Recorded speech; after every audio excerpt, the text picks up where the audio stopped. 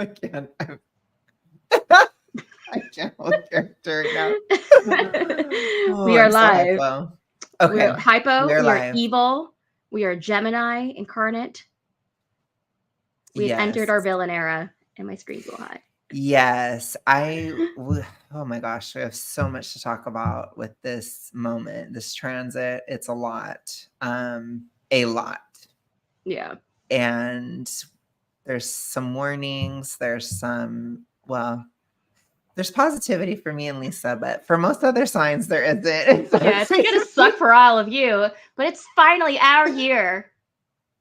Yeah, honestly, especially with Pluto and Capricorn, that really fucking sucks for both of our signs too. Yeah. Like for Leo and Gemini, it sucks. And so it's kind of like comeuppance, I feel like. And I do think that is a major thing with this Jupiter and Gemini transit is karma, because we Yes. still have South Node in Libra, which is incredibly karmic. But we're going to talk all about it. I'm going to get into the astrology first, and then we're going to talk about other stuff. But basically, we're here. Jupiter is in Gemini. It is debilitated in Gemini, which basically means that for most people, it's perceived as less optimistic of a time. And how it presents is that people are very critical during Jupiter and Gemini. So they're skeptical. If you say something, they don't agree. They're going to be like, no, you're wrong. They're going to say, like if you're like, I have this business idea, they're going to say it's not going to work. If it's Jupiter and Sag, even if it's a bad idea, they'll be like, oh my God, yes, totally, take the money. Jupiter and Gemini, it can be a good idea and it'll be like, no. And you'll have to like really fight for it and convince. Mm-hmm. So that's typically what it is. I actually, when it first went into Gemini, I saw a fight break out in the parking lot. And that was literally the moment that it happened. And people like got out of their car and literally like are getting all up in each other's faces. And it was a lot. And that's kind of how this transit is going to be. Mm-hmm. So if you're the type of person, if you're very sensitive, you're going to struggle. It's tough. It's not a sensitive time. This is a tough as nails time. This is a time where people are going to say what's on their mind. I think the most important thing to remember is that it is an ADHD energy too, because it's debilitated. Yeah. So it's like people will just blurt something out loud. People will have attention issues, like quickly move on to the next thing. People, I don't know if they'll get bored easily because there's going to be so much happening because this is not a boring transit, which I think that will help me and Lisa because we hated Jupiter and Taurus. It was so boring. I was dying. It was killing me. For me, it wasn't so much that it was boring because I didn't mind nothing going on. It was just that nothing could change at all. Like you were just stuck because Taurus is so fixed that I just felt like every like small change I wanted to make, even if it was just the tiniest itty bitty little, change the routine, I had to fight like hell for it. Yes. It was so Yes. Essentially. And especially when, like for me and you, honestly, we're both trying to lose weight. Weight loss is a major change. And I was still able to lose weight during Jupiter and Taurus, but it was like only to a certain point. It's like you can, but it can't have any impact on your life. It's like you can find a way to lose weight and have zero social impact. It had no impact. It's like even in the winter, I blew up like a balloon. I got very bloated. It's like it will not allow any substantial change. And I found that too, like relationship status, for example, is really hard to change in Jupiter and in Taurus. It's like that, because that's a major thing. Financial status, really hard to change. Big things, it's basically impossible. Little things, it can change if there's zero to no impact. Which is very frustrating. But what little things were you trying to do that you felt like you had to fight for? Gosh, it was like any little thing I had to do at work where for example, at the beginning of the school year, it took them forever to realize that I actually worked at their school. So I would call them and they would not be able to give me like the whereabouts of a student who was mandatory. It was mandatory for them to attend speech. because I'm a speech therapist for people who don't Oh know. my gosh. Oh And, yeah. and I would call them and be like, I'm the speech therapist at your school. And they're like, what room are you in? I'm like, well, I'm remote. I'm not in any room. And they're like, we can't give you information because you don't work here. And I'm like, I'm on your list. Just look at your list. But they just weren't, it just the idea of somebody working at their school, but not being there, just they couldn't comprehend it. And even Oh though my they'd all gosh. received memos at the beginning of the year and emails. And yeah. So it was that like made my job really frustrating. Once they figured it out, it was fine. But then there was other things like trying to make small changes to my diet to like, or like small like calorie changes, like trying to do a 50-calorie adjustment to account for weight loss. That was like, it just felt impossible each time. Okay. Yeah. Yeah. Well, I mean, most of you guys know on this channel, but if you don't, I went into this transit, Jupiter and Taurus. I was losing weight. I was fighting it like hell. And back then I had to really like, it was vicious. Like it was a very active, like I am beating the SMO down. I'm beating super morbid obesity down, brute force. And it was Jupiter and Aries, which that's all about it. It's like fighting, pushing, going, like go, go, go. I was constantly fighting too. It was crazy. I actually really liked it though, because I like that. I like it because it kind of makes me feel alive. So I really enjoyed Jupiter and Aries. And when Jupiter went into Taurus, it was such a flattening, horrible experience. And so I got dumped right at the end of Aries Jupiter. It was right at the, of course, because that's a major change, right? A lot of things change when Jupiter and Aries because it's the new beginning. And so right at the end, towards April, I got dumped. And then, of course, I was in like a rebound era after that. I was really trying to just quickly move on. But lo and behold, May 15th or so of last year came, hadn't moved on. It hadn't even been a month yet. And I was sealed into the tomb of singledom forever. Yeah. Because at that moment, you were not going to change. It's like you were becoming single. You're staying single. You were losing weight. You're going to keep losing weight. Like then I had this massive serotonin storm and my appetite went way down and I could no longer binge ever. So it was really weird, but it was very boring. I had built my life around my illness. And so everything was built around this super morbid obese metronome lifestyle of like, let me get out. And it all sealed into place. And by the fall, I was dying of boredom because I wasn't that sick. But yeah, I mean, it hit me. I think the Jupiter and Taurus, it hit me very hard as a Leo. I have a lot in Leo. I have a lot of fixed signs. So for me, that Taurus, Jupiter, it's like boom, like it just activates everything. And it was really harsh. It was very awful, I think, with Uranus too. It was a horrible transit. One of the worst. I don't know. Like, what did you think about it compared to the last one, like in 2012? Trying to think 2012. 2011, like that time. 2011, 2012, I was stuck inside my house. I was afraid to go outside because I was in a really horrible car accident and I was afraid to drive anywhere. Okay. So was this one, how would you compare this one to the last one? Well, I wasn't afraid to leave my house this time. I just didn't want to. So it was a step up. That's good. Yeah. I think for me, the last one, I got really, really fat, like super, super fat during the one in 2011 in like that time. But I kind of just got into college and it was really boring, honestly. And I was finishing high school and I had massive senioritis at the time. And so I do remember being bored to death. And I remember being depressed a little bit in 2012, like when it was going to the end.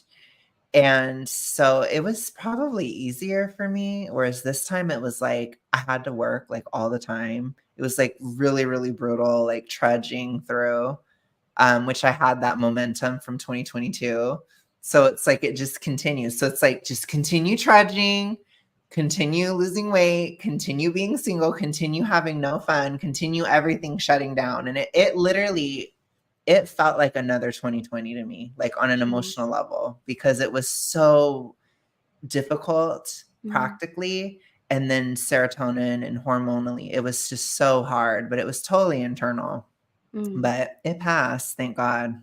And now we're here. That's good. Yeah, I remember I gained a lot of weight that year too because I wasn't leaving my house, and I was definitely like I wasn't binging, but I was like emotional eating, and I'm not really an emotional eater, but that year definitely was because I just moved to Japan for the second time, and it was not anything as amazing as it was the first time I lived there for study abroad because of that car accident where I broke a rib, and it was a really because the driver ran a red light and hit me.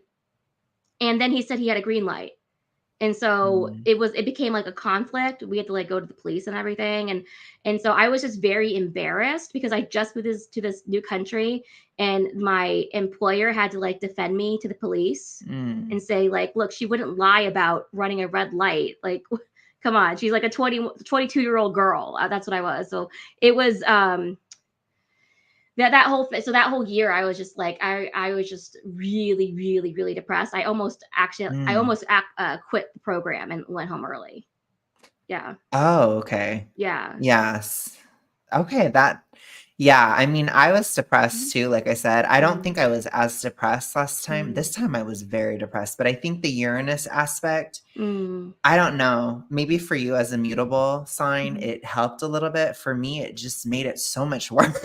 It was like, because it kind of gave us a feeling of stable instability, which is really difficult for like as a fixed sign. Like we really value stability. And it was like, the world was really scary last year. It was scary. It's a scary time, like all the stuff. Like, remember when it started and there was like that weird smoke and everyone was freaked out by it. And they're like, oh, do I even leave my house? Like, it was just weird. Yeah. Cause they were like, I remember that because it was the weekend of the Taylor concert in Michigan. And conveniently, the warning ended 3 hours before the concert started. Of course, because they didn't want to lose all that money. Well, I mean, the Detroit like made so much money off of her coming. Yeah, they didn't want to lose all that.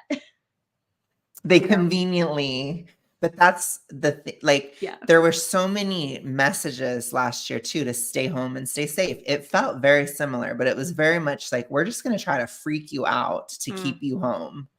And they even threatened to do COVID stuff in August of last year. I don't forget. I don't think any of us did. They were trying, and everyone said, "F you." Which again, it would not work in Jupiter and Taurus because it's way too big of a change to just bring in. That's not happening. But it was like they really wanted us to stay home. And I think it is Jupiter and Taurus anyways. It's a very introverted energy, but we are now in Jupiter and Gemini. So it's the complete opposite. Yeah. So this is going to be a lot more similar to Jupiter and Aries, where you have to push and fight and do these things. However, with Jupiter and Aries, it was very physical, like physically fighting, working your body, push with your body. This one, you have to push with your words in your mind. So this is a time where you have to speak now. It's a universal speak now era, which I don't know. I don't think Taylor released her album but it was like her era, I guess. She probably was touring during the last time it was in Gemini. Because I think, because it started in 2012 and then it goes into 2013 last time. So but she released Red. She released Red in the fall of 2012. Okay, so she was probably still wrapping up the tour probably earlier that year. Yeah, she only ever had like a few months between tour end and new album. Like she was like pretty much no downtime. She's like, oh, it's time for the next one. But yeah, basically, I think it is a universal speak now era. So this is a time when people are going to talk. They're going to say uncomfortable truths. It's especially true. It's also the year of the dragon, which again, they coincide. It's a 12-year cycle either way. So it's always the year of the dragon when it's in Gemini. So this involves a lot of speaking. And there's a lot of suppression, especially after Jupiter and Taurus. That is a time when people feel like they have to be quiet most of the time. And so it's followed by this gushing of emotion, sentiment, feeling, thoughts, everything. Yeah. Anger, especially anger and resentment. I think a lot of things stew in Jupiter and Taurus. And then when we get to Gemini, it just pops off. There's a big pop off moment. But it does have a more political or intellectual feel, rather than Jupiter in Cancer, which is extremely emotional, which obviously that's coming next. I know. But what are you looking forward to in terms of Jupiter and Gemini? Well, just personally, I'm happy that I'm going to have 2 solar returns with Jupiter and Gemini, because the That's Jupiter great. lasts a year and 9 days, so it covers both this birthday and the next birthday. Because guys, today's my birthday. Yes. Happy birthday, Lisa. Thank you. I Yes. love it. And So, it's quite a good gift too. oh yeah, because I mean, I know Jupiter's technically in detriment to Gemini, but it's my natal Jupiter too. So I Mhm. have Mercury, Sun, rising, Venus, and Jupiter all in Gemini. Mercury's 12th house, but everything else is first house, and so it's gonna cross my Jupiter while Jupiter's in Gemini. It's so there's so many things that are gonna happen that are beneficial despite the fact that it's in Mhm. detriment, because it's my natal chart. So that's Mhm. why we keep talking about, like, I'm gonna have a good year. You're gonna Mhm. have a good year. Everyone else is gonna suck. Yeah. Yeah. Yeah. Well, I think the thing with me too, Mhm. especially me personally, is I do enjoy argument. Like I enjoy Mhm. argumentation and arguing and fighting. Yeah. And that is a major part of this transit, which a lot of Mhm. people are very sensitive or they don't like that kind of thing. Like I know last time it was in Gemini, I was very sensitive Mhm. still in my life, but Mhm. I started fighting with professors about politics. That's Yeah. kind of what started because I was getting so frustrated. Again, Yeah. Jupiter and Taurus, I had gone into college. I started hearing some of the political rhetoric that they were saying, and it was so wild. I mean, you can't even, like, they were Yeah. literally, like, one of my classes was literally arguing that murder isn't wrong. I mean, that's the level we were on. Okay. It was wild. And Yeah. again, a lot of political people, they're just like, oh, college just recently got this bad. That was back in 2012, hun. It's No. been horrible Yeah. forever. And nobody believed me. Like I would tell my mom and grandma, they'd just be like, oh, you just don't want to do school. You're just being lazy. I was like, no, they're crazy. So I started arguing with them because I couldn't handle it. By this Yeah. point, I started to go into a political era because they were shoving their beliefs down my throat so hard and so fast. It was really pissing me off. And so by Jupiter and Gemini, I started to express how I felt, and it was pissing me off. Yeah. And some of the people I was in class with, they were so awful. Like you would not believe how awful their views were. It was crazy. And it's like, that's going to happen. So you're going to Yeah. hear people say crazy stuff, especially now that social media is such a big part of our lives. Like it wasn't that big of a part last time. It kind of was Mhm. beginning, it was Yeah. starting. This time it's already established, and we have Pluto and Aquarius through most of the transit too. So we're in this new era Mhm. anyways, and people are going to start, I think they're going to start talking like they talk online. They're going to Mhm. start doing it in real life. Yeah, you and I've talked about this before, but 2012, where that election cycle was like the last year that we could argue about politics. Like Mhm. realistically argue and have a conversation about it and not have it turn into scream. I mean, maybe people scream matches, but you know what I mean? Like we're Mhm. this visceral, like I'm gonna destroy your life because you disagree with me stuff. Mhm. That was the last time we could do that. Mhm. 2016, it all went out the window. And that's interesting because that was 2013 also, even, yeah. yeah, I know. As soon as Jupiter and Gemini was over, but Mhm. I feel like there's going to be a return to conversation. Even if we are arguing, people are fed up. People are like, I don't care if you destroy my life. There's enough people on my side now that I know Mhm. about. I can pick my life up and just go hang out with them. Mhm. Mhm. Yeah, and there's a lot of like, I wanna say multipolarity. I don't know how to Mm. describe it, but in society, there's a lot of, um there was more of a unified culture at the time, and certainly one side had control over the culture in Mm. 2012. That's not true anymore. Mm. Now it's all sides have control Yeah. of the narrative, and so you can't just easily, if you say something, you're going to piss somebody off, period. That's it. Yeah. It's not like you can stick to a script to avoid getting canceled. You will get canceled if you Yeah. say something that pisses somebody off. I mean, you see it with Target, for example. They're not doing Pride merch this year because of last year. Mhm. So because it pissed off too many people.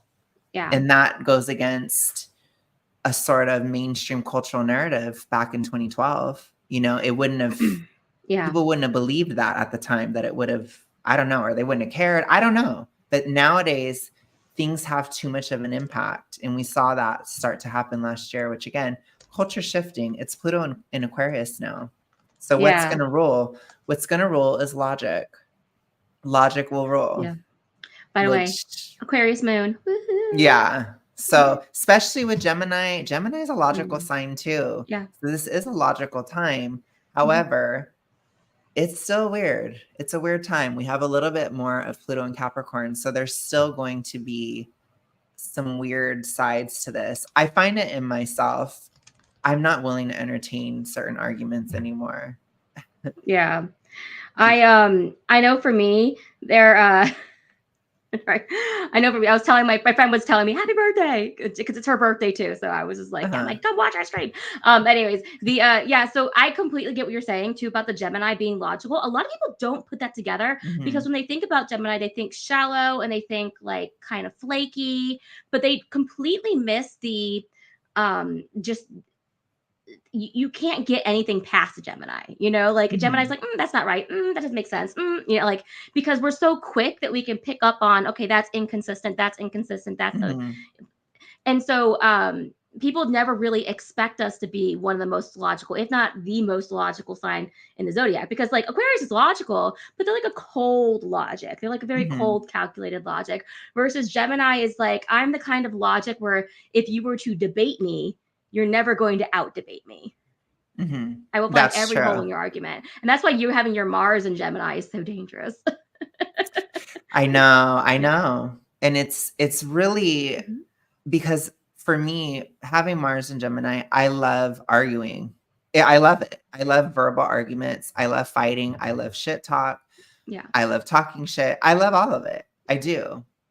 I love to just like argue with somebody with words. It's my favorite. It's one of my favorite things in the world. And I am a Scorpio rising too. So I like fighting anyways, because that's kind of like, it kind of makes you feel alive. It gives you a rush. And for me, it's like, I don't like to physically fight. I don't like that kind of thing at all. I've never actually been in a physical fight, but I love arguing, and I've been in massive shouting matches, and I've been in like, real things where you're getting in somebody's face and you're yelling at each other. Like I will yell.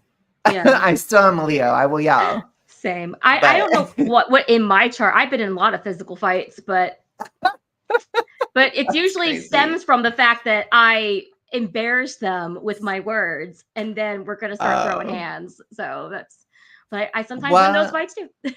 I think there's a lot of that. So I would be careful this year. Like if you go to bars a lot, there probably will be like bar fights breaking out constantly. It's very, very, very sharp. So people are also, they're still right now, they're not acclimated. They're still in Jupiter and Taurus mode. So a lot of people are really like, they feel like they can control people. Yeah. And that's not real anymore. Like it never was real. It's not a control-y sign. They don't like, you can't control them, and they're not going to control you. They're very like hands off. They control the hands, but they're hands off, and so I just, that's going to be so interesting going from Taurus. I've always found Taurus and my Taurus friends to be very controlling. It is controlling. Yeah. It's especially, I think with the Uranus aspect, it was hyper controlling. And then we had we had Pluto and Capricorn, and it was just like, it was really, really very, very lemming energy. It was very like conformity. Yeah. Everybody must talk the same. We'll just breathe. And I honestly feel like the past year is probably in my opinion, it's one of the closest years to communism in the United States we're ever going to get to. Because with the astrology, it was so equal outcome. It's like, it didn't matter how hard you worked. You weren't going to get any further ahead. It didn't matter how little you worked. You weren't going to be on your ass. That all is gone. I want you guys to know, if you didn't work hard, you're screwed. You're going to have if you've been living on credit cards, they're probably going to dry up. And by the same token, if you were working hard the whole year, you'll actually get what you were owed, because this is a big bubble bursting energy. So that's why I keep saying a lot of people are going to be really, really upset. I'm not upset because I worked very hard during this time. I think probably the hardest I've ever worked, or one of the hardest I've ever worked, with the exception of 2022. That was, gosh, that was my Saturn return. It was horrible. But I'm just saying, like, if you worked hard, you get the benefit in Jupiter and Gemini. So I feel like I worked very hard with Jupiter in Aries and Pisces, but I didn't work as hard this year. I mean, at least maybe at work, but like, I feel like I worked hard. Well, it was 12th house for me. So I worked very hard mentally. Internally. So like, to me, it doesn't feel like hard work because it's not the kind of hard work that I'm used to. Right. But I actually did accomplish things internally, which was great. You know? So. Yes. Yes. And I know of some things that happened in your life that were very positive, which there's a lot of karmic things in Jupiter and Taurus from, 2019 till last year. So there was like a reaping of what you've sown, but this year is a reaping of what you've sown in 2023. So if you were living on credit cards, like, it's done. You're going to, I actually know somebody who just got cut off. Whoa. And that happened before it went into Gemini.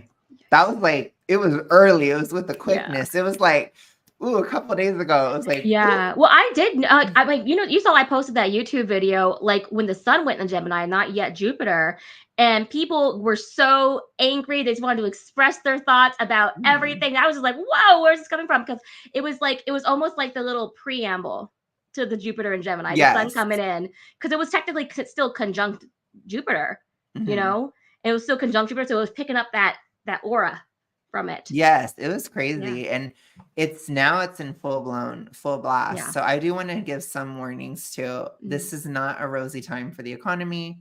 So be wary. I don't know that it's necessarily going to be worse, but in terms of Jupiter and Taurus, it was this massive like gaslighting about things are fine. Everything's fine, right? It's fine. They're not going to be able to do that anymore. It's over. Because I don't even think it's that the economy is going to be worse. It's that the numbers are going to change. It's like the numbers will be worse. And then the perception is worse. But is it actually going to be worse? Probably not. But things like stock market, that's a number. Anything numbers related, quantifiable, these types of things, it's flattening because it is debilitated in Jupiter or in Gemini. But it is exalted in Cancer, so it will probably come roaring back next, after this year. So it's not permanent or anything, but it is still, there's going to be a lot of salt in the streets and lots of salt. The other things that could happen is this is a very, especially due to where we've been at. I mean, also it's a very big election. There could be riots. This is very, very riot friendly, especially towards the end of the year. Yeah. I think just because there's a Mars retrograde, it's very riotous. People love to riot in Gemini too. It's that Memorial Day weekend. Like, I would not be surprised if something happens, because that's what happened 4 years ago, Memorial Day weekend. We all know what happened in a certain northern state. Yes, that's true. It was during Gemini, and at that time there was an eclipse, I think, in Sagittarius, and it like activated it. This time it's not quite that way. It might not be that sudden, but I think the Taurus to Gemini transition is weird. Like, there might be a little bit of a lull, but by the time we get to summer, by the time we get to fall and stuff, like, I really think something will, I mean, they already have been a little bit, but it could grow. And that's something to be aware of. So like social cohesion, things like that, they're going to be a lot less. And so just be aware, be on guard, because people will attack and try. If you don't want to get in a fight, you have to be kind of careful, because like I get road ragey sometimes and I'm not going to do it. I'm just going to keep it cool, because people will get out the car and like try to beat your ass basically during this time. Yeah. I mean, I'm not a very fighty person, but as you can tell, like, you saw some of the replies I made to, like, for example, that video. But I'm not going to like tolerate it. I'm not going to tolerate people's BS or entertain. Because like one thing that I've gotten that is like a specialty of being an air sign is holding two ideas at once and being like, seeing the benefits of both sides. And I felt like as soon as the sun went to Gemini, I was like, you know what? I don't want to hold both sides anymore. If one of those sides is fundamentally stupid. Right. Like, if it's so freaking stupid, I'm not even going to entertain it. Like, And so people were just like someone called me rude in the comment section. Somebody, they were like, I thought you wanted to blah, blah. I'm like, no, I don't want to have a thoughtful conversation with you about this topic that I don't care about or particularly like, and have stated many times on this channel that I don't believe in. Like, Right. you go make your own video. Right. Yeah. Well, and to me, it's like, I think in the like last year, I tried to have grace with certain commenters and stuff, but I don't at all now. I just go hard now because certain things, like sometimes I wake up in the morning and I'm just so Archer. I'm very Archer in the morning. Yeah. It's bad. Like, and I try to be like, you know, but it's like in the morning, I'm like a hammer looking for a nail. And if you want to be that nail, I will hit it sharp and quick.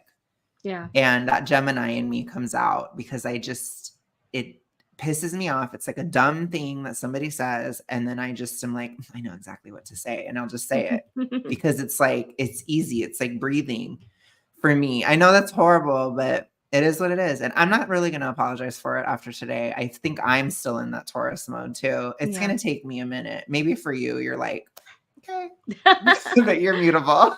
Yeah. Well, I mean, the first couple of days, I was just like, I feel kind of bad. Maybe I am rude. And I'm like, you know what? I don't even care if I am rude. Like, I told you no, and you didn't listen. So, right. Right. You know? You're right. Yeah. The other things that we need to look at too within this transit is there's some difficult aspects to Pisces. So it's going to square Saturn.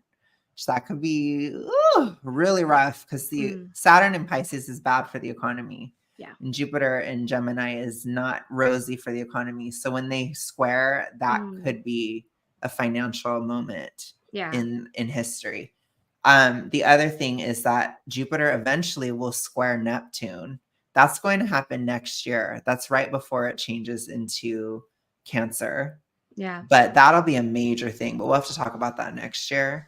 But this year it will hit Saturn. It will. And that is challenging because it's very bubble bursting. It's a very, very extreme. Like there's a lot of people that are living in delusion.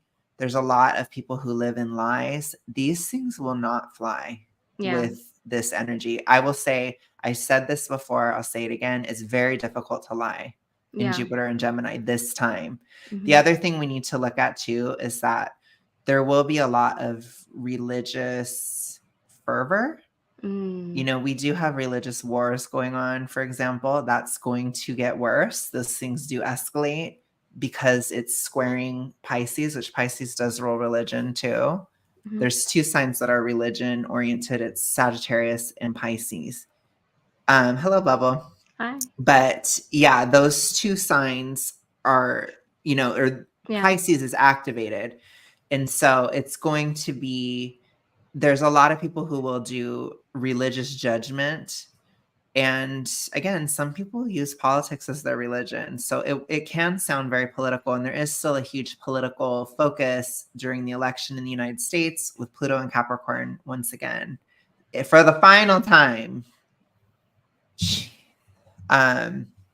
But yeah, I think the last thing I want to say about this transit on an astrological and in general sense is that it's very destructive. This is a very destructive time. So be careful. You don't want to be like Taylor and be canceled and have your legacy destroyed. And I'm just kidding. That might happen though. She needs to be careful. But in terms of like, you can lose something very drastically. However, that does mean you can lose weight too. This is a really great year to lose weight. This is probably one of the best years ever to lose weight because losses are not always bad. Yeah. You can also lose barriers. You can lose oppression. You can lose debt. You can lose enemies. Like there's things you can lose that are good. Yeah. And you want it to be as good as possible. I know for me and Lisa, we're really going to focus on weight loss. It is a great year. This is an amazing year to lose weight. Yeah. Probably one of the best ever. Yeah. And it's kind of an interesting dynamic for me because there is that loss element, but it's also in my first house for the majority of the year. And so it's very much so there are things that I'm gaining in the personal like sphere, you know? So I'm hoping that I kind of like, there's like a growth of me personally, but also that weight loss at the same time. So trying to like balance what's going to grow because of Jupiter, what's going to go away. Yeah, I think for you personally, the Jupiter in the first house, it will make weight loss average. So you won't get that same like depoofing that I think a lot of people will get during this time. But again, it's followed by the great poof up. And also like the Ozempic. Like everyone's on Ozempic. And so they're all going to like, I'm going to be not on Ozempic. So I'm just going to be losing weight. Right. But they're all going to be like, is that stuff? Yeah, but again, there'll probably be a huge trend next year to gain all the weight back when it's in Cancer. That's a massive weight gain energy. I will just say, because Cancer rolls the stomach too. So it's really, really, really easy to gain weight when it's in Cancer. We're just hoping for me that as a stomach, it's going to be a baby. Yes, that would be amazing. It would be a great year to get pregnant next year, for example. That would be a good time in general. So I'm hoping for Lisa. She better. Okay, first step is husband. And then, yes. But we hope. I do think you're going to meet somebody. So I will say that when Jupiter's in the first house, it becomes very easy to meet somebody. It's like the complete opposite. When it's in the 12th, it's basically impossible, honestly. It's like so not it when it's in the 12th, but it's followed by it's totally it. Yeah. And so where you may not have as much weight loss, you're going to have a lot of movement and change and things coming into your life and things happening fast, and it will feel quick. I think you kind of do 2 years in one. Yeah, I think it is possible to lose a lot of weight. It's just you just have to work harder at it. It's just not going to be that easy weight loss, you know? So if I want to lose a lot of weight, I'm going to have to like dedicate myself to it. But also with that Jupiter being in my first house, it is all about me. So I can have that excuse of making everything about me, because part of the problem I had the last 3 years of trying to lose weight, and I did lose weight, a lot of weight, but it was my attention and focus was just being pulled everywhere.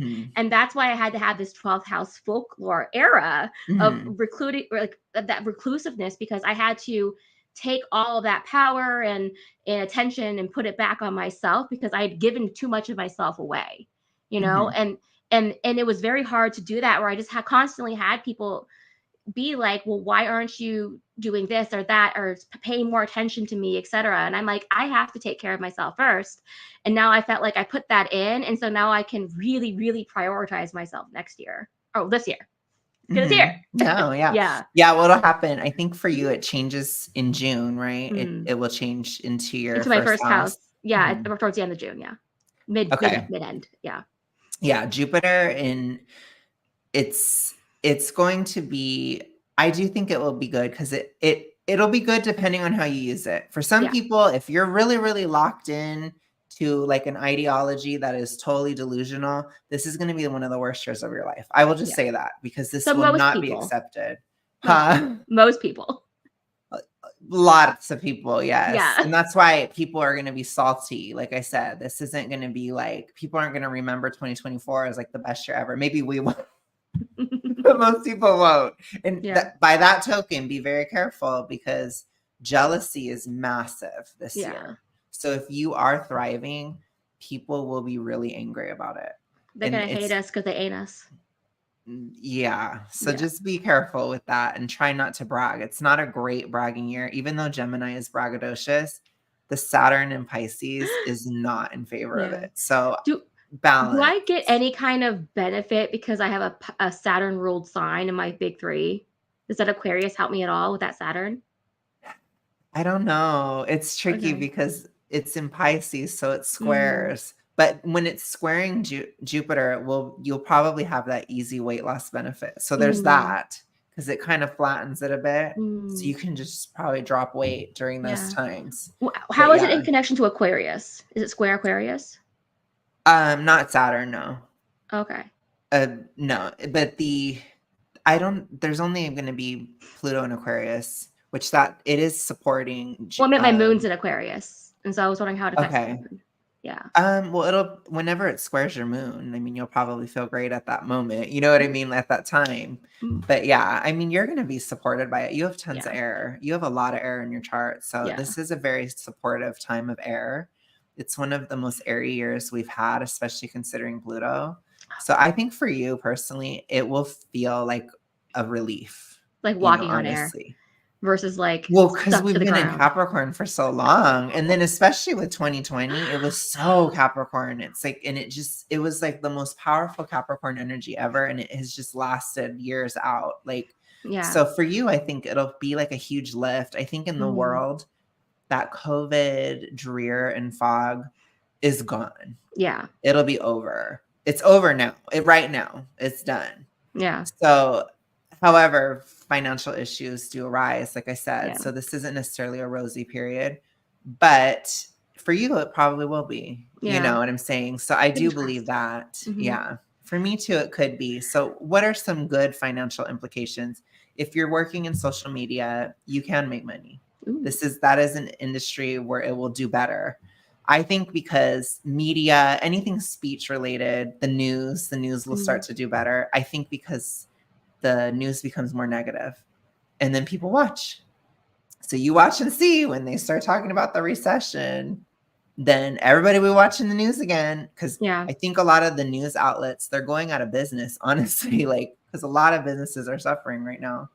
And so they're going to be like, let's not talk about how rosy the economy is because we need people to watch. So then they'll really play up the negativity. So you'll probably see that too, where it's like people switch because it's such an opposite energy of Taurus that media, YouTube, any of that, people are going to totally shift and be like, never mind. Actually, the complete opposite because they need the money. Because that's the thing too. So do be a little bit aware. People might lie, but I don't think it'll be really obvious if people lie and people will get canceled. There's a lot of cancellations, tons. Yeah. So yeah, but with that, we can segue into our next segment, which we're going to do a Taylor segment. And what do I predict? I predict Jupiter and Gemini is the massive Taylor cancellation. Yes. It is coming. It will put her relationship with Travis to the ultimate test because I am not convinced he will not dump her when she is persona non grata. What do you think? I think it's very possible. It just depends how much foresight he has as a narcissist. Because if because he's clearly a very self-aware narcissist because he knows what he has to do to succeed and he's at the top of his field. But it's all going to depend on how long-term he thinks, you know? So if he's thinking super long-term of, well, I've seen Taylor fall several times and I know that she gets back up stronger than ever, he's going to stick it out. But if he's in a position where he's like, I might lose a job or I might lose this opportunity, that's when he's gonna kick her to the curb. But I think it's not gonna benefit him in the long run if he does that. Yeah. So it just depends. I think that's the deciding factor.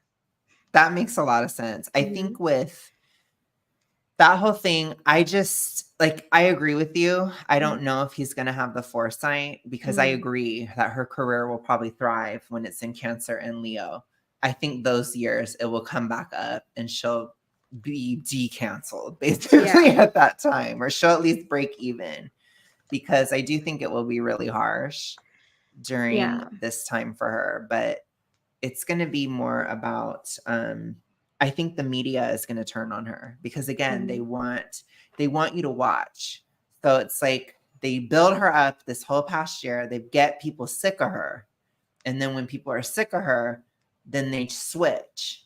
And then they talk about how horrible she is so that you'll watch to give them money. So there's a lot of that too, where people will do things because they need money and they can't just like, if there's anything that's just being done for propagandistic purposes, they're not gonna be able to do it anymore because they need the money.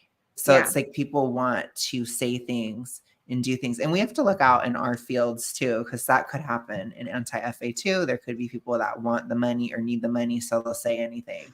Yeah. And well, I mean, we have to be careful. That's what I was like I was telling my mother earlier about the video I made that everybody, like, it got a lot of views and I wasn't expecting it because my channel had been dead for months, right? And so it was kind of weird that YouTube pushed it, and then I looked at it and it had like 40% dislikes on a ratio. I know, and it had like 60 likes. So that means there was like 4 people who disliked the video, but it was pushed way more than the video that had even more likes than it. Which is crazy. And so it just kind of goes to show that people are really, really, really want controversy, and controversy being pushed. Yes, that too. I also think too, I feel like certain aspects they're shifting from distraction. So it's like anything that sows division, they're pushing. Like they're pushing this like Gen Z millennial fight war thing. I think that's going to keep being astroturfed. So anything like that, there's going to be a lot of that because there is a political motivation because the election's coming, and so they want to distract. You think that would be the main motives for cancellations? Yes, I think so. Absolutely. Because when money is dry, that Pluto and Capricorn paradigm is to cancel to get money. So it'll be especially bad in Pluto and Capricorn. However, it is going to end, but it will end with a bang. This is going to be a very powerful Pluto and Capricorn transit. And I think cancellations will be going on constantly. We also have an eclipse season.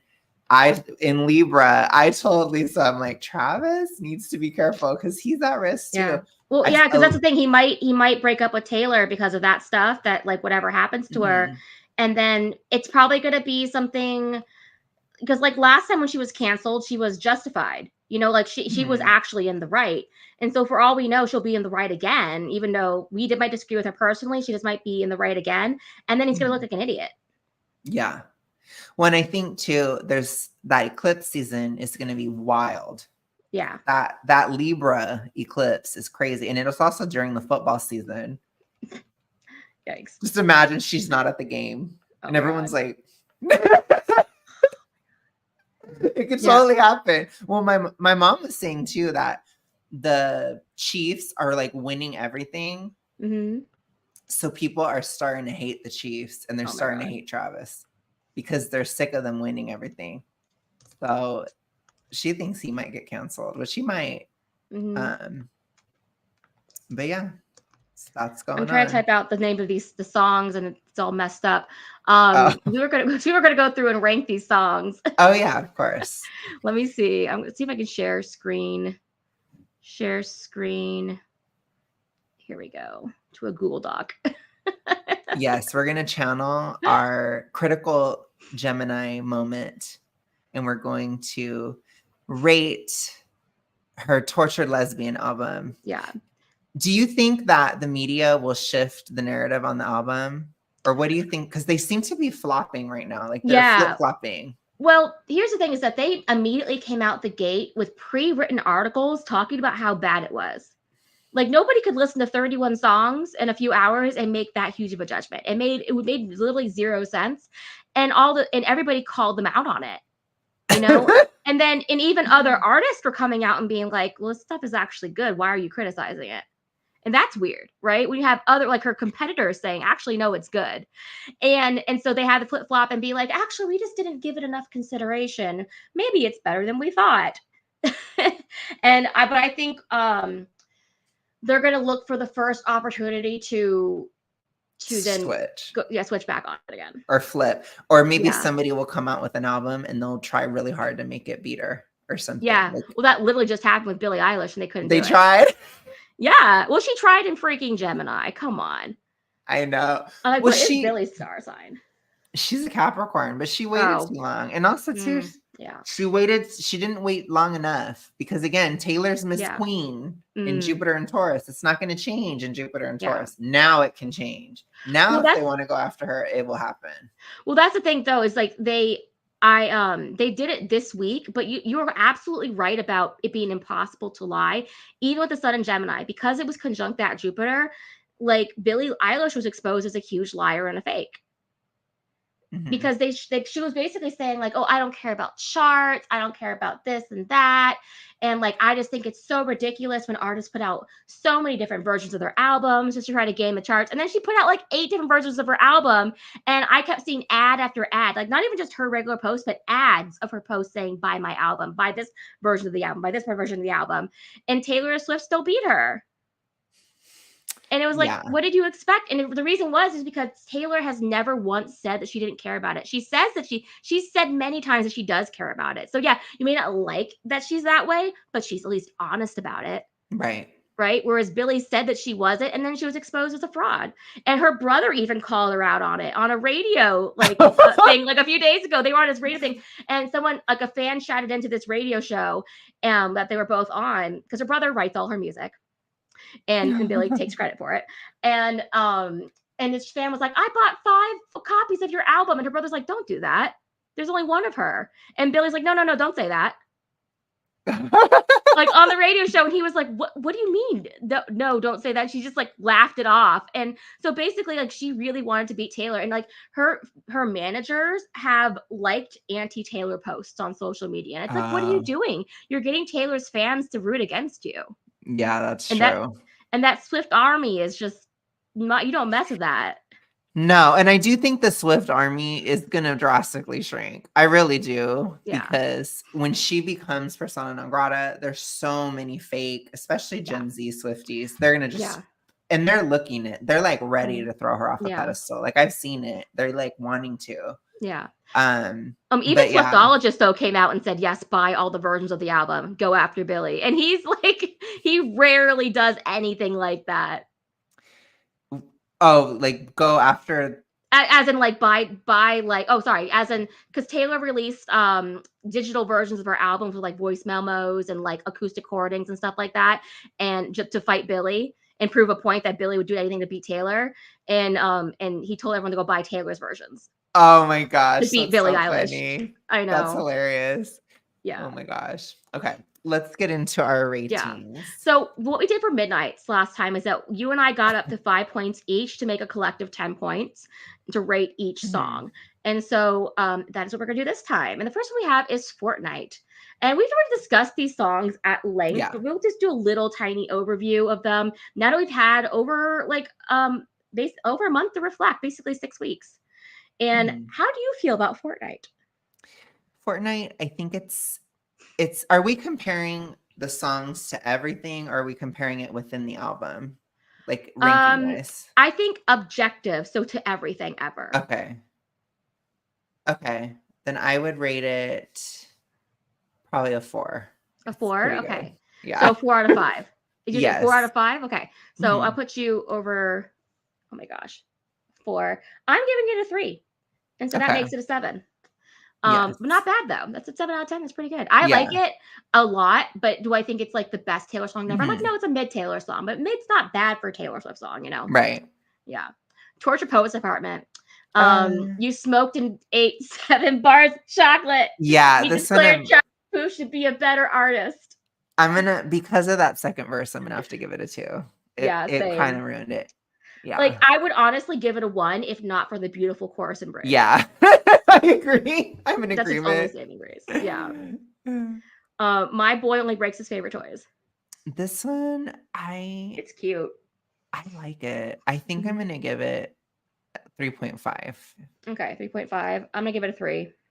Okay. Which is weird because I'm like, why is it the same as Fortnite? I like Fortnite better tactically, but I just think it's like, I don't want to give it a lower score.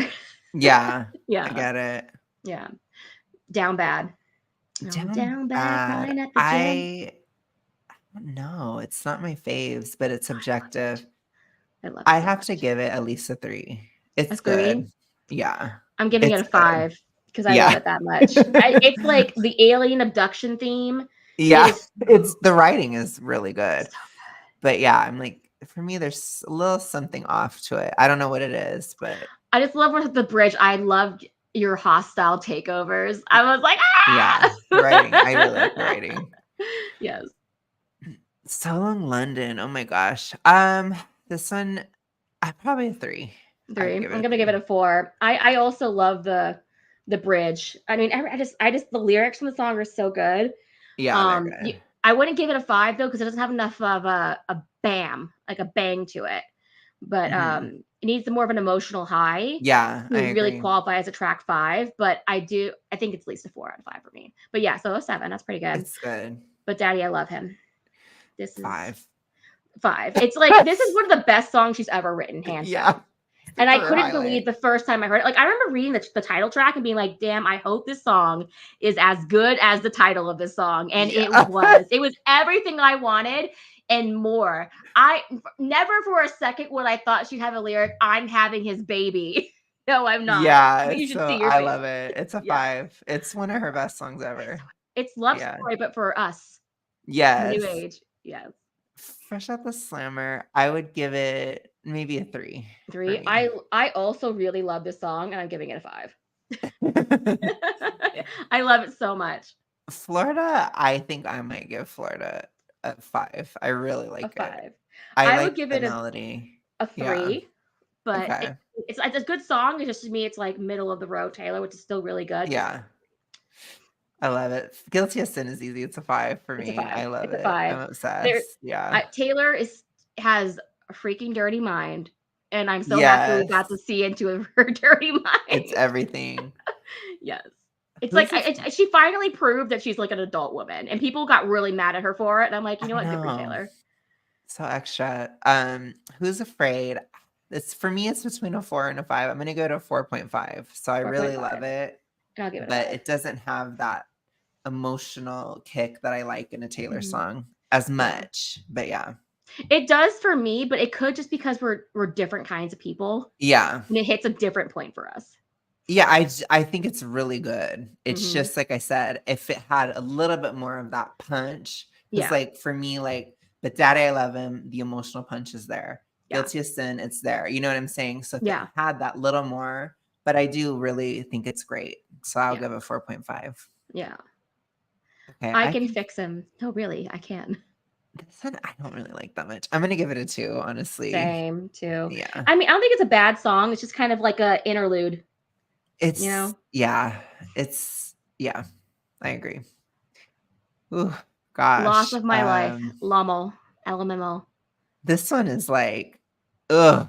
I mean, on an objective level, I'll have to give it a 4. It's really good, Yeah. but I really don't listen to it Yeah. because I don't want to slip my Yeah. That one line, like, you shit talked me under the table, talking rings and talking That's cradles. sad. I thought it was he was the one talking rings and talking cradles and talking shit about her. But then somebody pointed out, like, no, he was shit talking her for wanting rings and cradles.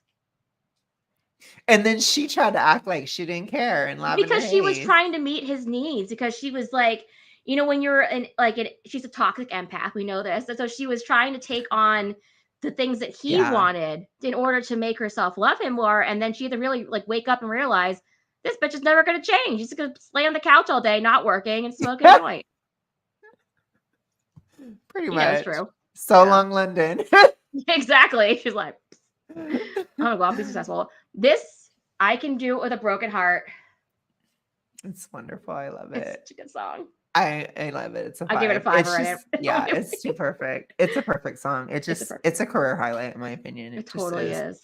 It's such a Taylor song. It's amazing. What's your I lights, camera, bitch, smile?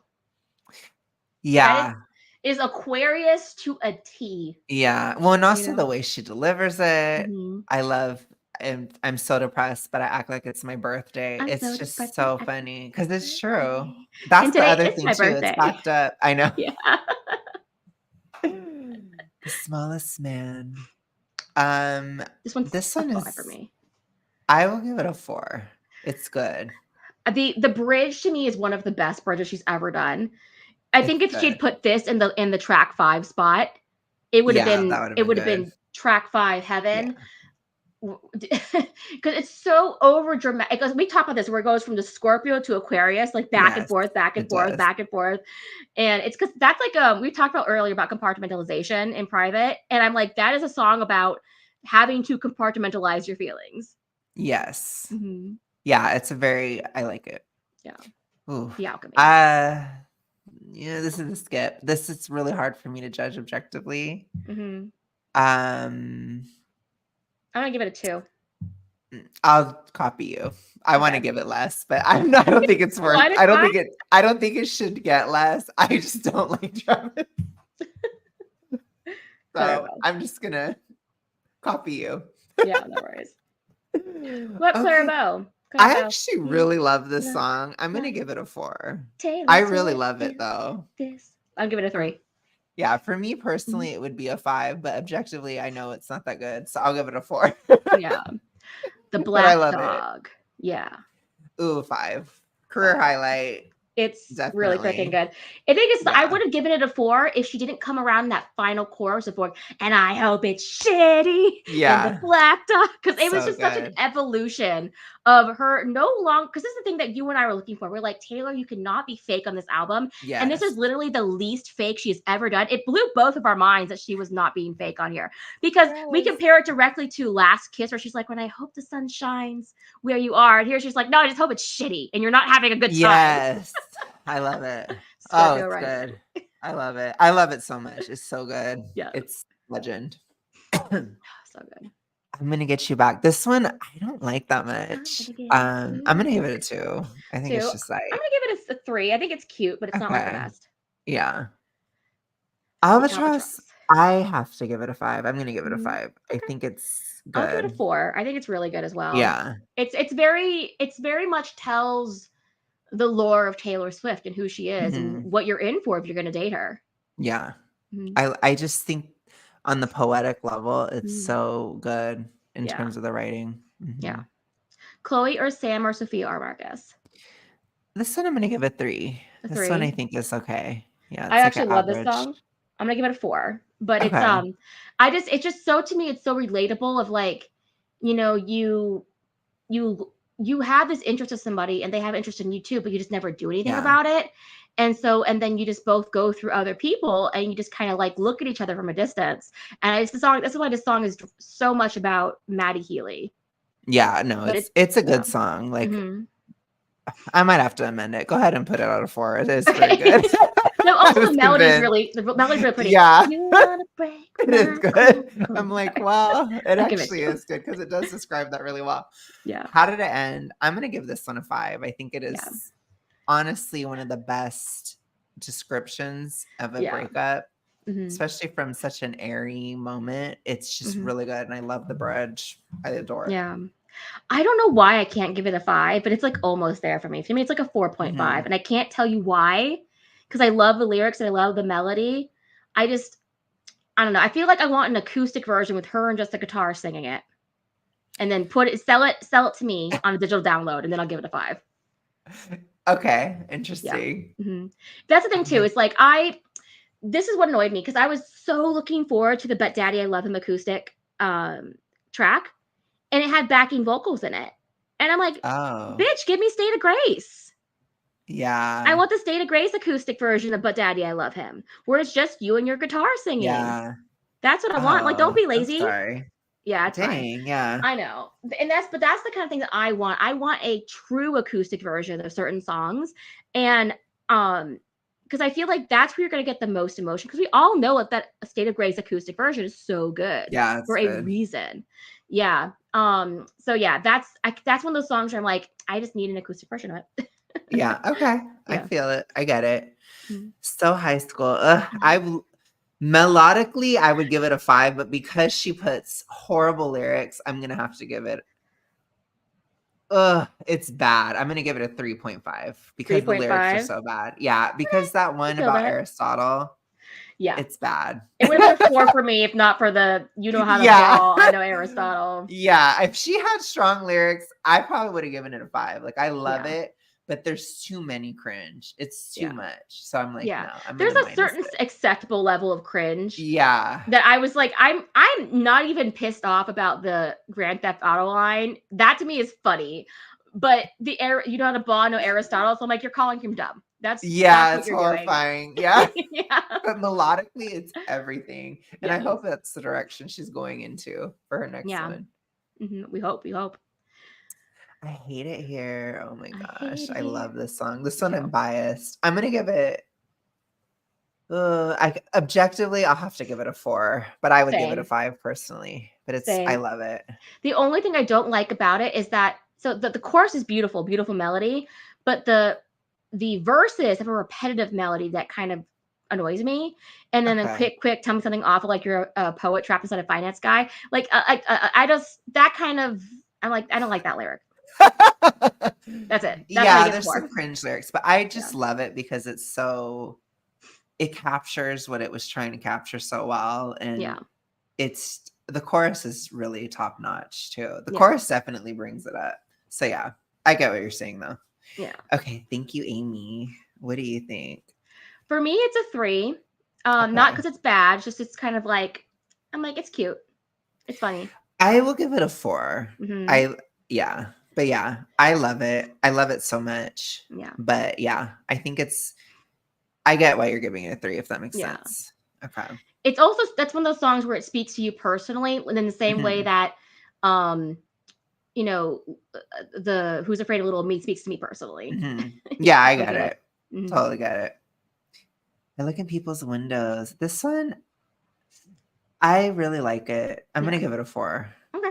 I think it's a 4 too. I think it's beautiful. I think it's a poem that she put lyrics, a melody too, so it's really good. It's good. Prophecy to me is a 5. Yeah, I think I'm gonna have to give it a 5 too. It's legend. It's such a relatable song to millennials who are single. Yeah, it's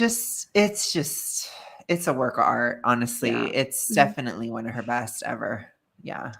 Especially when she gets, and I look unstable, gathered around a table, gathered around with a coven around a sorcerer's table. Like that kind of, like, I was like, whoa, the imagery in there is so good. Yeah, it is good.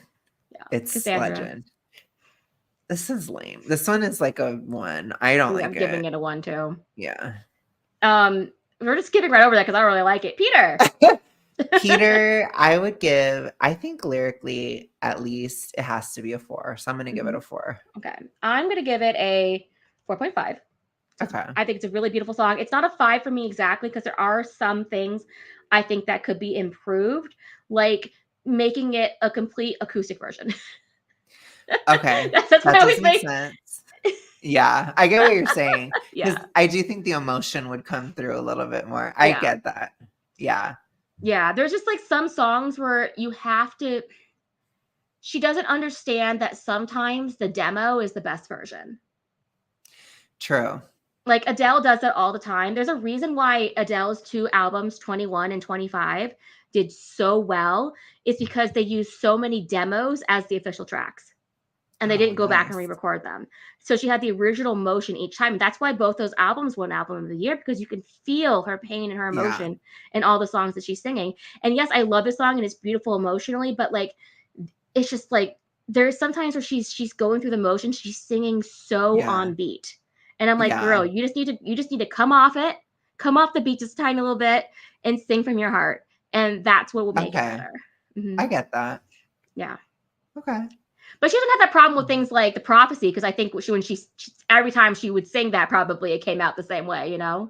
Yeah. Well, that one, I think too, like I said, I see it as a Scorpionic song. So, or she at least could channel it in her for the Rising, because it's kind of, when you're in that mode, it's repetitive. So it's like she could just go right back to it. It's like, it's definitely very watery of a song. Yeah. So I agree that she could just totally do it again.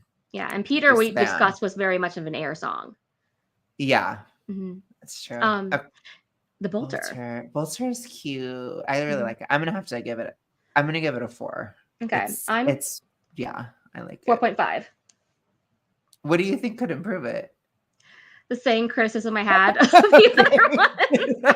I just want a really sharp acoustic version of the song. Like, you're like, I want an acoustic album. Yeah. Well, that's the thing, is like, it's basically, she did like an Evermore, but at least with Evermore had these beautiful backing tracks to them, right? Yeah. That lifted them, versus these ones, they sound acoustic but produced. And so it's kind of weird, you know? So it's Evermore in the lyrical style, but not Evermore in the musical style. Oh yeah, that's a good point. And so you got to do it one or the other. You can't just do like a weird middle ground. Okay. I agree. I can totally see what you're saying. Okay. Yeah. Because think about the song Gold Rush, how simple that song is. That song will be fantastic acoustic, right? But the backing track to it also on the original album is so good, right? Yeah, it is. Yeah. It's really good. Yeah. Okay. Robin, 0. I know we said 1 through 5, but 0. 0. Get rid of it. We don't need it. It's 0. Like, it doesn't even exist. 0. We're just gonna do this. What's that? Yeah. Yes. We're gonna gaslight ourselves into like it never happened. It's just a 30-track album. I don't know what you're talking about, Alex. Right. No. Okay. And manuscript. This one is It's like a 2. It's not that good. I'm gonna give it a 1. Okay. I'll I give it a think 2 for lyrics, but yeah. Melody is basically not it. out of this entire 31 track thing, we could have deleted 3 songs from this album very easily, and I would have been happy with 28. If it was just the 28 songs, I'd be like, damn, there's 28 good songs on this album. Like, I think even with especially Robin. That one Yes. really should not have been. Yeah. And I know technically we have like I Can Fix and No Really I Can. We both gave it a 2, but a 4 is not It that fits. bad. Yeah, it still fit the It theme. fits. Torture Poet still fit the theme. Yeah. It's like once you get to a 3, then we're like, cut it out. Yeah. Yeah. Well, because like Cassandra is just boring, honestly. I don't like it that much. Robin it's like unspeakable. I can't even like listen to it. Yeah. It's really It's like bad. you try to listen to it, you're just like oh no. It's literally like a low light. It's a career low. Honestly, it's that bad. It is. It really is. And honestly, at least with like Only the Young, I can remember Only the Young. That's all I can remember that song, but I remember it at least. And with like at least You Need to Calm Down, I could sing the entire thing of You Need to Calm Down. I could sing the whole but thing. It's bad. Yeah, it's poorly written. It's really, really badly written, but the melody isn't that bad. Yeah. For You Need to Calm Down. The lyrics are horrible though. They're really bad. But yeah, I mean, it's catchy enough. Mm-hmm. But like Robin, it's none of it. It's like, ooh, it's not catchy. It's what the Swift doll just said. He said it should have stayed in the voice memos and never come out. It's not good. Or she needed to completely redo the whole thing. I mean, it was bad. It was bad. So yeah, that's Okay. Yeah. Period. Yikes. But yeah, well, so what are our legendary ones? So Prophecy let's go through them and the 10s. Yeah. So anything that was how about let's do 9s and up. Okay. Yeah. So we got But Daddy I Love Him was our first 10. Let's give it a highlight. Do you have anything above it? There was a 9. No. Highlight. So good. And then we got Guilty as Sin. So good. Yeah. Who's Afraid of Little Old Me? Yeah. It's really good. And then I Can Do It With a Broken Heart. Yeah. These are all, in my opinion, career highlights. They're really good. Smallest Man Who Ever Lived. So the fact that she has 4 career like highlights, in our opinion, on the first album. Yeah. That's pretty freaking good. It's good. Actually, 5. They're legend. Yeah. 5. Well, it's legend. Yes. Yeah. And then The Black Dog. Yeah. Legend. Career highlight for sure. The Albatross. Yeah, Albatross. Yeah. That's just so Taylor. That song is very Taylor. Yeah. And I'm completely messing this up. No. Sorry.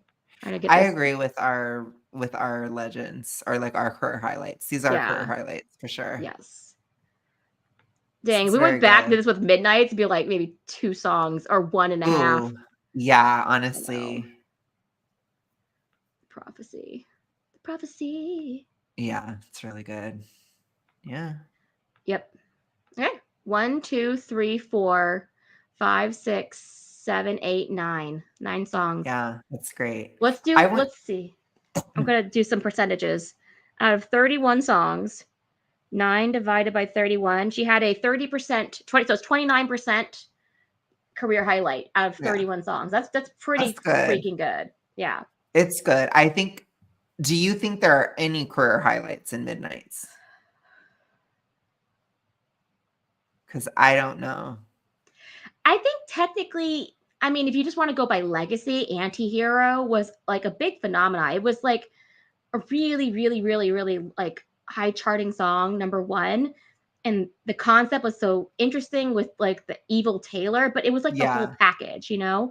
It's not like it was very much of its time, but that might be the only one on that album. Versus if you look at even Lover, like Cruel Summer, right off the bat, Cruel Summer. Yeah.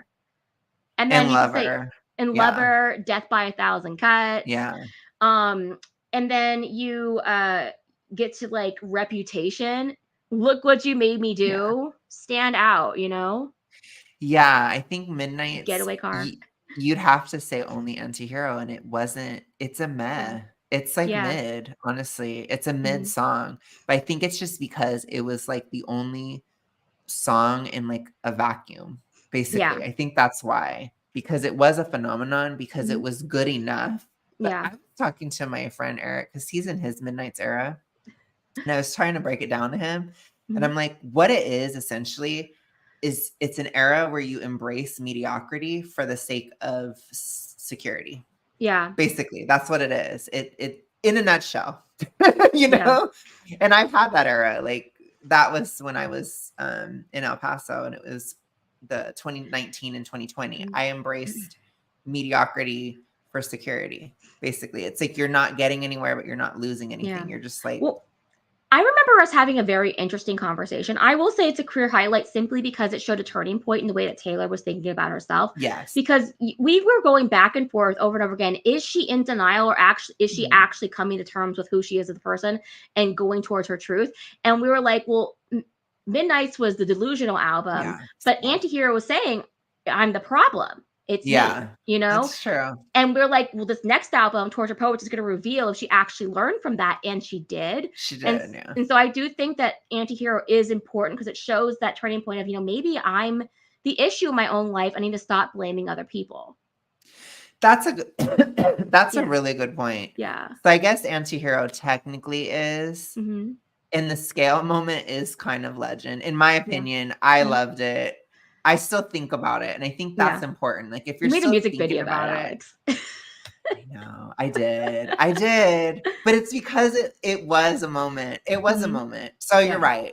We'll have to give her Antihero, but literally everything else, no. I mean, in terms of like writing, there are some good moments. I do think Maroon is a moment for sure. And I love Question. Yeah, I don't understand Question, but I understand that I don't understand it, right? Like I don't think it's bad. Well, some of it I do. I don't like the bridge, but that's all. I love the bridge. It's too jarring. But in terms of like writing, I'd say Snow on the Beach is really good writing wise, but I don't know if it's a career highlight. You're on your own. I'm sorry, we forgot one. You're on your own, kid. Yeah. I don't know. We keep forgetting that one. It's good. It's definitely a career highlight because it literally changed the way that we interact with Taylor Swift with the friendship bracelets. That's true. Yeah. Okay, we got two. Yeah. Okay, so she got two. Two is good. That's pretty good. But even Lover had 3. Yeah. And Lover was a flop. Yeah. Yeah. Well, I was talking to Eric about it because I was talking about my eras, and I was like, I already had the flop eras. I was like, I had 2 flop eras that I had 2 back to back. I'm like, I had a Midnight's era and then Lover, which I'm like, Lover is like, you have a failure. It's a fail. It's a failure. It's a flop. Yeah. And it's like a professional flop, which is really scarring. First, if you look at an album like Red, you're like, you can point to like All Too Well, State of Grace, Treacherous, like 22. Yeah. We're never getting back together. Red is like, it's interesting because I was talking to Eric, so I'm like, I wonder what your next era will be, because he's kind of getting towards the end of his Midnights. Yeah. And I was just like, I wonder what your next one will be. And I was like, there are some risky eras. Like Lover is a risky era. It's a flop. Red is a risky era, and it's like a midline. And then you have your 1989 and your Folklore, which are risky, but they're like massive booms. So it's interesting. Whereas 1989 is super extroverted, Folklore is super reclusive. So it's interesting. But yeah, I just realized I'm like, I had all the shitty eras, like one after the other. Like I had Speak Now, then Midnights, then Lover. And it's like, ooh, that's horrible. So I'm hoping that my next one will be good. I mean, Red is good. It's good. It's just the breakup part is horrible. Yeah. So that part sucks. And the identity issue is like, but the work is good. So it's good. But anyways, okay. So I guess that wraps up our Tay-Tay. Yeah. And now we're going to take a look at my slow return chart and try to make sense of it, because we're not slow return people. Yeah. We're going to try. We're going to try. Birthday. Okay. Do you have your, are you going to share it? Yes. Okay. Let's see. Okay. Here it is. Woohoo. So let's go through and identify the thing. So I think, let's see. Yeah. So definitely the orange is my solar return, and my blue is my original chart. Okay. Oh, the moon's in Capricorn, and it's conjunct my Uranus. Moon's in Capricorn. Oh, wow. Man, I cannot escape a Saturn moon to save my life. No. Okay, what I will say, Yeah. I know when you have a Scorpio rising during this year. Ooh. Boom, So boom, boom, that boom. can be a little difficult just because Mhm. you tend to, which it makes sense in context of Year of the Dragon, Gemini, and Jupiter. There tends to be a lot of deep emotions that come out when you have Mhm. a Scorpio ascendant. It's not necessarily bad, but it was always really harsh for me because I'm a Scorpio rising, and it can be harsh if you have your same rising when you have a solar return. Yeah. But it's just a lot of emotion. So there's a Mhm. lot of emotion coming out, which you're not a super emotional person. So Well, but that this will is the be year that I'm interesting. supposed to fall in love. That's So true. it's Yeah. probably good. It probably is good in the end because you probably do have a lot of things that are suppressed or maybe that Yeah. you haven't thought about as much or certainly haven't shared. Well, And look at so my when solar you return 7th house. It's Jupiter, Venus, Sun in Gemini. Oh wow. That's Jupiter is big. yeah, Venus too. Yeah, and that's a lot. and And the it's like sun. in the Yeah. sun, and it's all conjunct my Mercury Sun and ascendant Mhm. and my natal. Yeah. Which I already told you I predicted a relationship. I hope so. Hope I've you're told right. you. Yeah. I have. So and that does back it up because that means it's a very big focus Hmm. in this year to have to get a relationship or, that kind of thing. I can't say of like based on the chart if it'll be like really good or really bad or whatever. Mm. Like I can't really judge that. But wherever the sun is in a solar return, it means that that's like a major focus. 7th house, And man. That's so pretty impressive. it gives you that definitely I would say a relationship. Like I Yeah. said, I think too we might work together a lot too because it's your Oh, business partnership in too. my 5th house, Mars in Aries, but also Chiron. But still, Mars in Yeah. Aries, 5th house. Yeah, so there probably is some healing there Hmm. too. I do think it'll be a healing year, but it might not Yeah. be easy. It might be a little difficult based on Well, it's some of probably these like I things. had to heal mentally last year. I know this year I'm healing like physically. Yeah. One, it's the difference between doing internal work and then Mm, doing that with a external. person. Yeah. So Yeah. it's like totally different. Hmm. But I think it's very Jupiter and Taurus to Jupiter and Mm, Gemini coded. It's like internal. Everything with Jupiter and Taurus is inside. And then it's all external in Jupiter and Gemini. So it does make a lot of sense. But yeah. yeah, I would say it does come into um focus, Hmm. but that should have been when you have a solar return, you start getting some of the qualities of it even earlier. So there Yeah. should already be certain things going on And I can't within this I can't chart. figure out if this Pluto's in my 3rd house or 2nd house. I think it's 3rd house. 3rd house, I Aqua. Okay, it's right on the line, so there might be a Yeah. bit of both. Hmm. So, which I know you are looking at making money from YouTube, so that could be what Hey, that if it's straddling represents. both, that's good for that. Yeah, it Yeah. makes sense. And my moon's And in Capricorn, which is super financy in yeah, 2nd and in the house, second house. Yeah. So big financial focus. but Um chaotic. Probably doing very controversial videos. The Possibly, yeah. Uranus. It's also yeah, with the Scorpio rising too, it does give it a financial connotation Mm, as well. yeah. But it's really about the seventh house matters. So Mm, there's a possibility of getting an audience, that kind of stuff too. That could be mm, there. But I really think it could have to do with a relationship for one, which I think is a major part of it. yeah. And then possibly us working together a lot. This is also business Yay. partnership. So we might do a lot more for the podcast too. Well, it's a good So thing that we're streaming now, right as Jupiter goes in Gemini, because we're setting the intention for the year. yes. Yeah. Yeah. So I think that that's a thing as well, but Mhm. there's so much there Mhm. that I think it's just all of it. So you might Yeah. even have a bit of a Libra-ish quality because there's so Oh. much seventh house. But with the Mm. Scorpio, it's very emotional. So you might be Yeah. emotional this year, but you also have a Saturnal moon. So that isn't emotional. So like having Yeah. moon in Capricorn, that gives you an unemotional quality, but having the rising. So I think it'll be very, very internal. I don't think Mm. anybody will see anything, you Mm. know. So it'll be like you might be upset. There's a lot of anger when you have a Scorpio rising too. Mm-hmm. So it might come out, but I don't think it's going to be public at all. That would be my best guess. It'll be completely private. Yeah. And my midheaven is in Virgo, looks like. Okay. What house is that though? I'm trying to find it. Virgo. I can't find anything. Here it is, midheaven down here. Okay. And that's ninth house, looks like. A ninth house midheaven. Okay. Social media. Okay. Could be a major thing. But yeah, that's all I know. I'm not great with it. Like I said, I'm not great with these solar return charts. Yeah. Saturn is in what house? You can only speculate. Saturn. The 4th? Looks like it, yeah, 4th house. Okay, and Neptune. So there could be, sometimes with that, there's like housing expenses and things. Oh, it does kind of give a sign, but that's, my homeowner dues are going up, and then I have to, and then I'm taking out a finance thing to basically, because I need a new refrigerator, a new, I don't know if you could see that when I was flipping through tabs. Could you? I didn't see anything. Okay, good, because I was trying to find the right tab and I couldn't find it.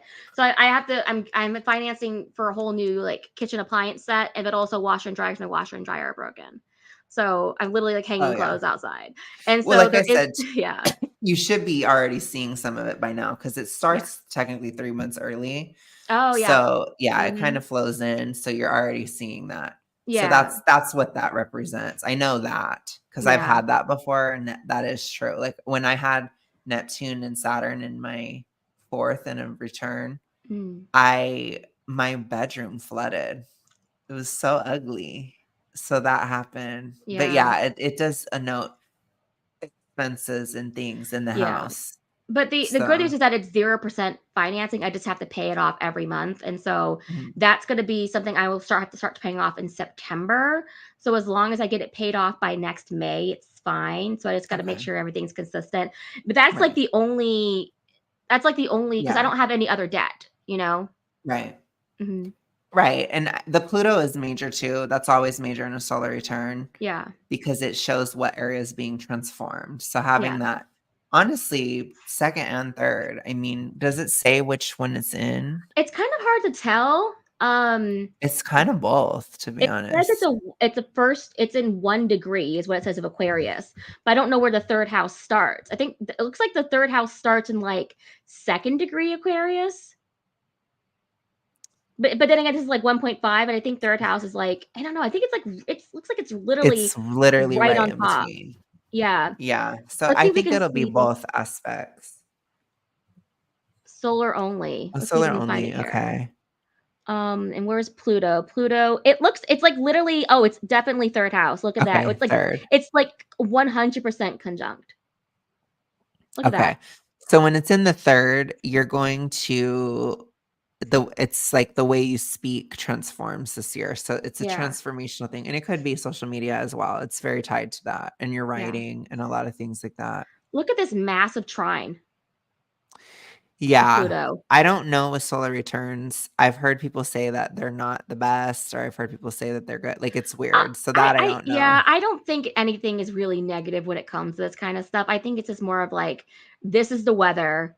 You know, this is the, and when I see a trine like this, it's basically saying you're not going to have to put on that many jackets. Yeah, it could be. I'm not sure.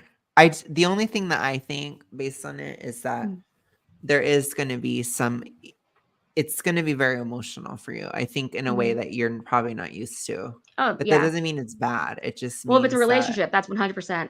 Yeah. Not used to. It's for a good reason, you know? So it's not like a bad thing, but it could be challenging, which that tends to happen when Jupiter's in the 1st house anyways. There's usually a lot of pressure. Yeah. So there's a lot of pressure on you because there's a spotlight. Yeah. So that can be a difficult aspect of it, but there's a lot of opportunities. And again, you make like 2 years of progress in one. Yeah. So I think you're going to be mostly happy about that stuff. And like I said, I think any of the emotional stuff, it'll probably be private. Yeah. Because you'll probably just be able to put on a smile basically and just be normal. So I don't even And think I people can are do gonna it with a know. broken heart. Yeah, basically. Yeah. I But can yeah, do so I think the 7th house focus is major. I still say I really do think a relationship. I think that's probably the biggest aspect. So I like that because I know that you're very faith oriented, and then when you have faith in something like that, that is like gives me faith. yeah, Yeah, well, I've been saying it for a long time. Like I yeah. felt it for a long time, And and you it just felt the chart. You felt the silver return. literally, it's literally saying yeah. So I would say yeah, that's the major aspect for Awesome. this year is a relationship. Cool. Let's do this. It could I happen start at getting any on. moment now. I think I now know. it's less likely though until Jupiter goes into your first, Yeah. but it wasn't going to happen in Jupiter and Taurus. Like I said, relationship status, Yeah. it's sticking typically in that because it's too big of a change. Yeah. But now anything can change. Everything can change. It's like we're free. Yeah. So I think it'll happen. I think it'll happen relatively soon. So I hope you're right. I gotta start getting on dating apps and being like I've been trying that. I did that all through Taurus, and like I didn't have any matches through Taurus. I had so many matches in Aries, no how matches in weird. Taurus. I They shut know. it down. They shut you down. I know. I would say definitely when it's in your first house. So it might just come right away at that time. So I would honestly really try at that moment. So towards I the gotta end of like the get to the month, gym every day and have someone come up to me and be like, "Hey, towards the noticed you end of working out." June and July, it could Yeah. happen. So I Hey, would I'm gonna be at the just gym every single day. That's the goal, remember? yes. And I think too the other time, if it doesn't happen before October, I really think it will happen in October. Okay. Like I think it is just like very much going to happen. But yeah, it should be building up. Because I predicted before, I think you may it might be the time where you fall in love in It's the October. Scorpio ascendant. That's what's gonna be. It's gonna be It's red. very well, because we did a reading on Lisa and it was like she falls in love when things are very calamitous or when there's like a lot of fear. I need And I someone to was like, save me. yeah, I'm like, it has to be during Pluto and Capricorn then, which is the fall. And she has eclipses in her 5th house, which that does signify, so I'm just saying, but I do think meeting somebody very soon, maybe in July. July, it's social, because it's Jupiter and Gemini. It's different. Also Cancer this year, it brings a more physical reality to the equation because so much of Gemini is in the mind. Yeah. So the Cancer energy, it comes in and it gives a physical, tangible quality. So it might honestly be in July when you meet somebody, or even the end of June. Yeah. Well, thank you so much, Alex. Happy birthday. Thank you. Yeah. Happy Jupiter and Gemini, finally. You've been waiting. Yes. Waiting. Yes. I guess for how I'll end the stream, I guess, is I'll talk a little bit about me. Yeah. So this is going to be in my 8th house, which I'm a Scorpio rising, which Scorpio rules the 8th house. It rules death and sex and money and hormones, a partner's money, which also donations. You can throw things my way. I'm going to be a stripper this year. No, I'm just kidding. Could you imagine? And thank you, Bubble. Yeah. Bubble. You're going to be a stripper. Could you imagine? I'm going to start my OF this year. No, could you imagine? That would be crazy. Oh my gosh. Just go back on everything you believe in, Alex. I'm going to just like, it could be my year of starting an addiction. No, I'm just kidding. Could you imagine? I'm going so negative. No, I'm kidding. No. But what it is I think for me, a relationship is somewhat likely. It's a little tricky. This year is not like the most romantic year. I think it'd be hard to start something new. For me anyways, with the Saturn in Pisces, it's difficult. It's like, so it could be somebody with prior contacts or somebody I've talked to before. But yeah, the 8th house aspect, it's also the house of revenge, which is interesting. So I think it's and it's rage. It rolls like anger. It's very interesting that I'm gonna have like a Scorpio ascendant, which is very Scorpionic, but isn't 8th house Scorpio as well? Yeah. So for me too, it's gonna give kind of Archer energy, I think, for me, because it's a little bit fighty, but it's not necessarily bad. It's one of the houses of forgiveness. There's 2 of them. So 8th house is one, and 12th house is the other. So those are the Yeah. two biggest forgiveness houses. So I do think I will let go of the anger that I feel, but I have a lot of anger towards like fat acceptance and these kinds of things, especially after the last year, because I was gaslit for like a whole year doing their content. So I'm pissed. But in terms of like the financial, it's interesting to me, you know, and I do wonder what's going to go on with the sexual aspect. The last time I was coming to terms with my sexuality. So that makes a lot of sense. This time I feel like it has more to do with my femininity, which is weird, but it makes sense. It's still in that same category. So I think it's like I'm finally just accepting that aspect of myself, which I think I fought it so hard for so many years. Yeah. But yeah. It's interesting that you said about letting go of anger, because that's a conversation I had on Friday night with someone where I was like, you know, all these things that I felt extremely angry over my entire life. On that Friday, I woke up and I was like, I don't feel angry about it anymore. And it was really weird. And I think it was because all the internal work I had to do. And I was just like, I just want to move on now. And that was like a really big deal for me. The 12th house is the ultimate forgiveness house. Yeah. But there is elements of it in 8th as well. So there's a bit, because it rules that rage about being Well, it makes sense because it's all the water, like Scorpio and Pisces, you know? Yeah. Oh, yeah, for sure. Yeah. But yeah, Pisces, the 12th house is definitely most forgiveness, which I do have some forgiveness aspect because I have the South Node in Libra, which that is my 12th. So that is activated too. So I should actually I will probably let go of things, but it's like, I've definitely cut some cords, you know, like I'm done. I told Lisa, I was like, that my new song for this summer is that old ass song from 2012, funnily enough. Probably the last time Jupiter was going in Gemini. It's I don't care. I love it or whatever. Yeah. That cheesy song. That So does cheesy. feel like such a Gemini song too. You know, I put your shit into a bag and pushed it downstairs. I think it was the last time Jupiter was in Gemini. So I'm like, that's my song this summer. That's what it is. Because I don't care and I love it. And I keep saying it to Eric over and over again. He's like, you can't say that for everything, Alex. And I'm like, I'm going to, because it's Gemini. I don't care and I love it. I think that's my biggest resolution, is just to care less in general. Well, it was released May 9th, 2012. So it might have been released when it was in Taurus, but it definitely blew up. It blew up when it was in Gemini. Because that summer, I think it went into Gemini. So it was a vibe. Hi, Celtic. But yeah, so I wanted to ask you too. Yeah.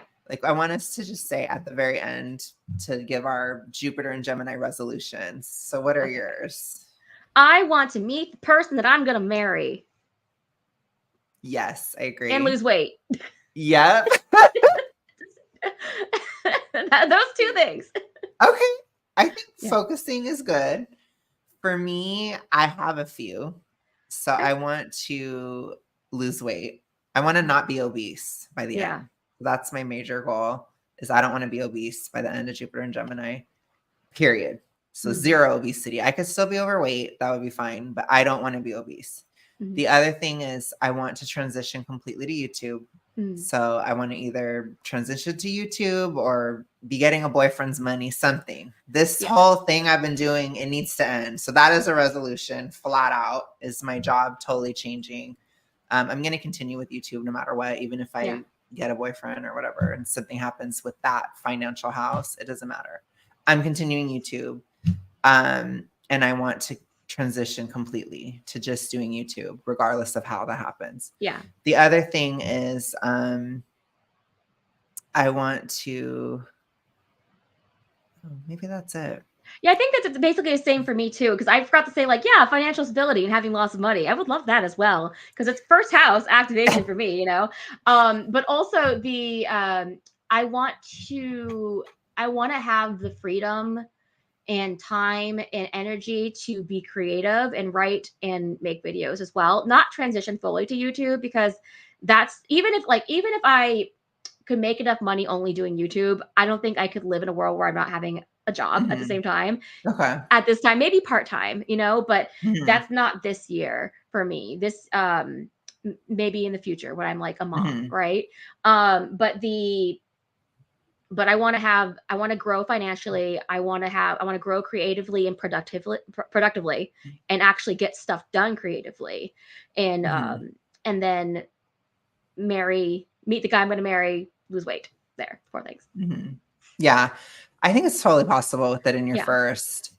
I would say I would love to have a relationship, but I don't know. It's difficult in this time, so I'm not sure. You're also I know a man. You have time. Yeah, I know for sure Jupiter in Cancer, I probably will. Like, I know if it doesn't happen now, it probably really, really, really will at that time, because that's a very romantic time. So you might at least start talking to them in this time. You know? Yes, I would hope so. And I would just say, like I said, it'd be difficult if there wasn't prior context. I think if there is prior context, or if I've talked to them before, that could be a thing. But I think it's difficult to start completely brand new, just because like the energies are not quite there. So it's like people where I'd have context, that would make sense. But in terms of like, if not, then probably next year, you know. What was that beeping? I heard the beep. That happened last time. That happened. I know. I'm like, but what is it? Is it me? Like, I don't know where it's coming from. Yeah, I don't know where it's coming from. That's freaking me out, because I want to know what is beeping. Right. But yeah, that would be basically my goals. It's mostly like financial, and then I want to be completely to terms, I guess, with my femininity. I guess that's kind of the sexual aspect that I need to really get over, basically. Yeah. And then I can't remember what the last one is. Oh, lose weight. Duh. Yeah. That's just kind of like always one, though. But yeah, so I'd say those things are the most important things. And then I want to just care less. That's my other thing. It's like, I want to embody, I don't care, I love it. You know, I do, because I want to be like more light.